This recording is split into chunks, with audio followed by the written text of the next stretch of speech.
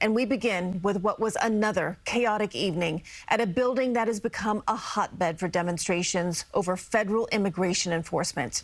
26 Federal Plaza in Lower Manhattan was the site of another sit-in, and tonight 11 elected officials were among 71 people who were arrested. Dick Brennan has more.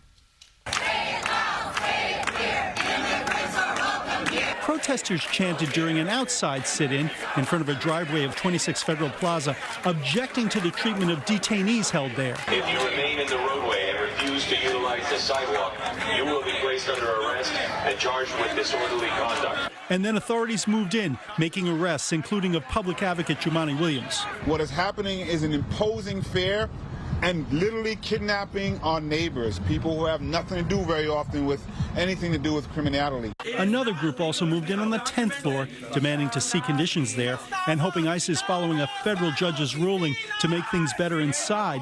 But they say they never got a chance. They were laughing on the other side, like the cruelty on display in those courts and on the 10th floor is really clear.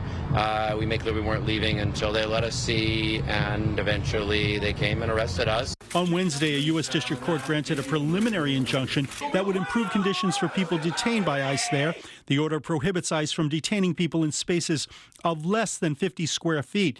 It also requires ICE to improve access to hygiene products, including adequate soap, and to ensure detainees can make confidential calls to their lawyers within 24 hours of being detained. We are at a time where people in our communities are being scapegoated in order to continue to shift the balance of power, and people are less safe because of it. In a statement, a spokesman for DHS claimed Lander demanded to release people with criminal backgrounds and added, "Another day, another activist politician pulling a stunt in an attempt to get their 15 minutes of fame while endangering DHS personnel and detainees."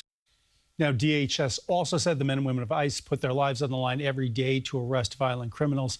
ICE claims federal elected officials don't have access to the 10th floor holding cells because they're temporary facilities, not detention centers.